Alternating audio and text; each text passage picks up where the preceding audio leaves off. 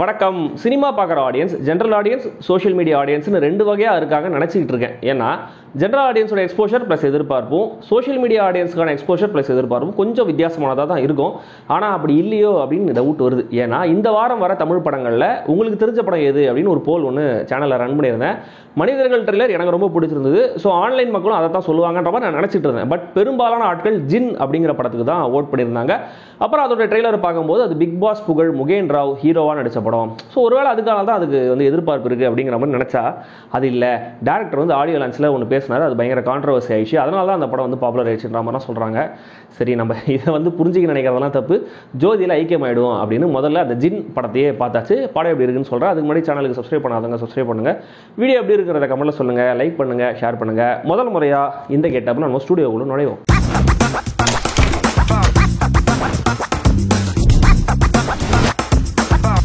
ஜின் முகேன் ராவ் மலேசியாவில் ஒரு பேண்டோட கிளப்ல பாடல்கள்லாம் பாடிட்டு வராரு. அதுதான் அவருடைய ப்ரொஃபஷன். திடீர்னு உங்கள் கான்ட்ராக்ட் முடிஞ்சு போச்சு, திரும்ப சென்னைக்கு போங்க அப்படிங்கிற மாதிரி அந்த கிளப்ல சொல்லிடுறாங்க. வீட்டுக்கு போகும்போது மலேசியாவிலேருந்து ஷாப்பிங் பண்ணிட்டு போனோம் இல்லையா, அப்படி ஷாப்பிங்காக முகேன் போறாரு. அப்போ ஒரு ஆன்டிக் ஷாப் போறாரு. அந்த ஆன்டிக் ஷாப்ல ஒரு வித்தியாசமான பொட்டி ஒன்று இருக்கு, ஒரு புராதனமான பொட்டி மாதிரி ஒன்று இருக்கு. அது என்ன அப்படின்னு கேட்கும்போது அதுக்குள்ள இருக்கிறது தான் ஜின். அது ஒரு மாந்திரீக சக்தி, அது கூட இருந்தால் நல்லது நடக்கும், நாய்க்குட்டி பூனைக்குட்டி வளர்க்குற மாதிரி நீங்க அதை வச்சு வளர்க்கலாம் அப்படிங்கிற மாதிரி அந்த ஆன்டிக் ஷாப்ல இருக்கிறவர் சொல்றாரு. முகேன் ராவ் அதை வாங்கிட்டு சென்னைக்கு போறாரு. சென்னைக்கு வந்ததும் அந்த ஜின்னால இவருக்கு நல்லது நடந்துச்சா இல்லையா, இவருடைய லவ் லைஃப் என்னாச்சு, குடும்ப வாழ்க்கை என்னாச்சு, அதனால அவருக்கு வந்த பிரச்சனைகள் என்னென்ன, அதெல்லாத்தையும் அவர் எப்படி சமாளிச்சாரு, இதெல்லாம் தான் இந்த ஜின். முகேன் ராவ் பாவ்யா ஹீரோ ஹீரோயின் ரெண்டு பேரும் பயங்கரமா இந்த படத்துல போட்டி போட்டிருக்காங்க. என்னன்னா, நீ இந்த எக்ஸ்பிரஷன் சொதப்பறியா பார், நான் இந்த எக்ஸ்பிரஷன் சொதப்பறேன் பார் அப்படின்னு ரெண்டு பேரும் யார் சுமாரா நடிக்கிறாங்க அப்படின்னு பயங்கரம் அந்த ஹெவியான காம்படிஷன் வந்து படம் முழுக்க தெரிக்குது. இன்ஃபேக்ட் படத்துல ரெண்டு சீன்ல ஒருத்தர் வில்லனா வராரு. அந்த ரெண்டு சீன்ல அவர் இவங்களுக்கு பயங்கரமா டஃப் கொடுக்குறாரு. அனாயிங்கான ஹீரோ ஃப்ரெண்ட் கேரக்டர்ல பாலசரவணன் ஒரு சில இடங்கள்ல லைட்டா சிரிக்க வைக்கிறாரு. மற்றபடி ஓவர் காம்பன்சேட் பண்ண ட்ரை பண்ணி நம்மளோட எதிர்ப்புகளை சம்பாதிக்கிறாரு. மற்றபடி வினோதினி, ஜார்ஜ் ரவி, ராதா ரவி, இமான் அண்ணாச்சி, வடிவுக்கரசி உள்ளிட்ட நடிகர்களும் இந்த படத்துல இருக்காங்க.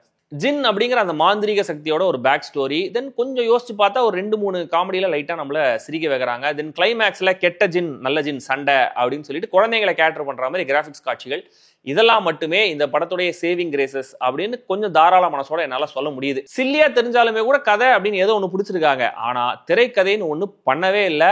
எமோஷன்ஸும் கனெக்ட் ஆகாம, கேரக்டர்ஸும் ரெஜிஸ்டர் ஆகாம ஃபுல்லா ரேண்டமா தான் இந்த படம் போகுது. இந்த ஜின்ங்கிற குட்டி சாத்தான் குட்டி பேய் இருக்கு இல்லையா, அது ஹீரோடைய வாழ்க்கையில வந்தா அவருக்கு நல்லது நடக்குங்கிற மாதிரி முதல்ல சொல்றாங்கல்ல. ஆனா டயலாக்ல மட்டும் தான் சொல்றாங்க. என்ன நல்லது நடக்குது அப்படிங்கிறது கடைசி வரைக்கும் நமக்கு புரியவே இல்லை. ஒரு சீன்ல எல்லாரும் முடிவு பண்ணிடுறாங்க, இந்த ஜின் வேணவே வேணாம், தூக்கி போட்டலாம் அப்படிங்கிற மாதிரி. வீட்டுல இருக்கிற எல்லாரும் அந்த ஜின்னை ரவுண்டு கட்டிடுறாங்க. ஆனா திடீர்னு அன்னி கேரக்டர் வந்து பேய் பிடிச்ச சந்திரமுகி மாதிரி கண்ணெல்லாம் பெருசா வச்சுக்கிட்டு வேணாம் அது பாட்டு ஓரமா இருந்துட்டு போகுது அப்படின்னு சொல்லிடுறாங்க. அது ஏன் அப்படிங்கிறது கடைசி வரைக்கும் புரியவே இல்லை. ஒரு சீன்ல அந்த பாட்டி கேரக்டர் அடிபட்டு அவங்க ஹாஸ்பிட்டல்லாம் அட்மிட் பண்ணிடுறாங்க. எல்லாரும் ஃபீல் பண்றாங்க, அவங்க பாட்டிக்கு சரியில்லாம் ஆயிடுது. ஆனா 2 சீன் கழிச்சு வந்து திடீர்னு ஹீரோ என்ன சொல்றாரு, ஃப்ரெண்ட் கிட்டவா அக்காவா ஹாஸ்பிட்டல் டிஸ்சார்ஜ் பண்ணாங்க, கூட்டு போலாம் அப்படின்ட்டு. எங்க நடந்துச்சு இதெல்லாம் அப்படின்றாங்க. அதுவும் கடைசி வரைக்கும் புரியவே இல்லை. அப்புறம் இமான் அண்ணாச்சி தான் ஹீரோடைய அப்பா கேரக்டர். திடீர்னு ஒரு சீன்ல வந்து அதுதான் என்னுடைய மருமக பத்தியா, அவ என் வீட்டுக்கு வந்து மகாலட்சுமி, அவ வீட்டுக்கு வந்ததுக்கு அப்புறம் எவ்வளவு நல்லது நடந்துச்சு தெரியுமா அப்படின்றாரு. எங்க ஏதாவது ஆல்டர்னேட் யூனிவர்ஸ்ல நம்மளுக்கு தெரியாம தான் நடந்துச்சா, கண்ணில் காமிக்காத விஷயங்கள்லாம் டயலாக்லேயே சொல்லி நிரப்புறாங்களே, ஏன் அதெல்லாம் சொல்றாங்க அப்படிங்கிறதும் கடைசி வரைக்கும் புரியவே இல்லை. ராதா ரவி அண்ட் கோ தான் இந்த படத்துடைய கொடூரமான வில்லன் கேங். திடீர்னு கிளைமேக்ஸ் டைம்ல ஹீரோ கிட்ட வந்து இதுக்காக நான் 600 வருஷமா காத்துட்டு இருக்கேன் தெரியுமாடா அப்படின்னு சொல்றாரு. ஆக்சுவலா அந்த சீனுக்கு முன்னாடி வரைக்கும் அந்த ஜின் அப்படிங்கிற மேட்டரை பத்தி அவர் தெரிஞ்ச மாதிரி நம்ம காமிச்சிருக்க மாட்டாங்க. அவர் வேற ஒரு விஷயத்துக்காக தான் ஹீரோ துரத்துற மாதிரி சொல்லியிருப்பாங்க. ஒரு மாந்திரிக சக்தி ஒருத்தர், அது ஒரு மந்திரவாதி ஒருத்தர் சொல்லுவார், அது ஒரு இருக்கு, ஒரு சக்தி இருக்குங்கிற மாதிரி. எப்படி இவருக்கு இந்த ஜின்னை பத்தி தெரியும்? 600 வருஷம் அந்த பூர்வ ஜென்ம கதையெல்லாம் அவருக்கு தெரிஞ்ச மாதிரி நம்ம ரெஜிஸ்டர் பண்ணிருக்க மாட்டாங்க. திடீர்னு எப்படி அதான் சொல்றாரு, இதெல்லாம் ஒண்ணுமே புரியல. ஆக்சுவலா இப்ப சொல்லும் போது இதெல்லாம் யோசிச்சு பார்க்கும்போது என்னன்னா, அந்த திரைக்கதைன்னு ஒண்ணு எழுதவே இல்லைன்னு சொன்னேன் தெரியுமா. அதை என்ன பண்ணிருக்காங்கன்னா, அன்னைக்கு ஷூட்டிங் வந்து சரி நீங்க இந்த கதையை இப்படி கொண்டு போனல, சரி சும்மா இப்படி பேசுங்க அப்படி பேசுங்கன்னு அந்தந்த சூழலுக்கு ஏற்ற மாதிரி அன்னைக்கு ரெடி பண்ணி சும்மா அடிச்சு விட்டுருக்காங்கன்னு நினைக்கிறேன். சரி, அட்லீஸ்ட் அதை ஒழுங்கா ஸ்டேஜ் பண்ணிருக்காங்களா, டைரக்ட் பண்ணிருக்காங்கன்னு பாத்தீங்கன்னா அதுவும் இல்ல. தென் படத்துல ஒரு பாயிண்ட்ல இந்த வெனம் படத்துல வர மாதிரி அந்த ஜீன் ஹீரோட உடம்புல புந்துக்கிட்டு ஹீரோ வந்து பயங்கரமா சண்டை போடுற மாதிரிலாம் காமிக்கிறாங்க. அதை பார்க்கும்போது நம்மளுக்கு வேணும்னு சொல்ல தோணல, வேணாம்னு தான் சொல்ல தோணுது. ஒரு சீன், ஒரு டயலாக், ஒரு மொமெண்ட் கூட மைண்ட்ல நிற்காத இந்த படத்துல டெக்னிக்கல் விஷயங்கள்லாம் இருக்குல்ல, சினிமாட்டோகிராஃபி, எடிட்டிங், சவுண்ட் டிசைன், பின்னணி இசைன்னு அதெல்லாமே கூட அந்த லெவல்லே தான் படம் முழுக்க மெயின்டைன் ஆகுது. அட்லீஸ்ட் அவுட் அண்ட் அவுட் குழந்தைங்க படமாவது இதை எடுத்துருக்கலாம். ஆனா அதுக்கு அந்த லெவலில் நம்மளுக்கு யோசிக்க தோணும் இல்லையா.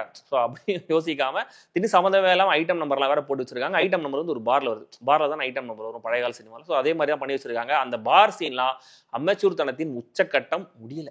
ஹீரோ எந்த வேலை வெட்டியும் இல்லாம சென்னையில சுத்திட்டு இருக்காரு. ஏதோ வேலை பண்றாரு மாதிரி சொல்றாங்க. பட் எந்த வேலை பண்றாருன்னு நம்மளுக்கு கடைசி வரைக்கும் புரியவே இல்ல. அவர் ஹீரோயினை பார்த்த உடனே லவ் பண்றாரு. அவங்கள நிறைய இடங்களை ஃபாலோ பண்ணி போறாரு. அவங்கள பார்த்து 2-3 இடங்கள்ல அது குறும்புக்கார நாயகன் ரியாக்ஷன்லாம் கொடுக்குறாரு.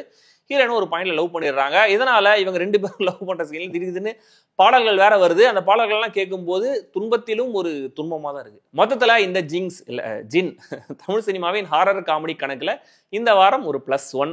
அவ்வளவுதான். மற்றபடி குழந்தைகள் கொண்டாடும்னோ குடும்பங்கள் கொண்டாடும்னோ அவங்க தலையில கணக்கு எழுதுறதுக்கு வாய்ப்பு இருக்கு. உங்களுக்கு பார்க்கலாமா வேணாமா அப்படிங்கறத நீங்க உங்க விருப்பப்படி கால் எடுத்துக்குவாங்க. அண்ட் இந்த படத்துக்கு UA13 ரேட்டிங் கொடுத்துருக்காங்க. அந்த ஒரே ஒரு கிளாமர் சாங்கை தவிர மற்றபடி அந்த ரேட்டிங்கை கான்ட்ராடிக்ட் பண்ற மாதிரி இந்த படத்துல எதுவும் இல்லை.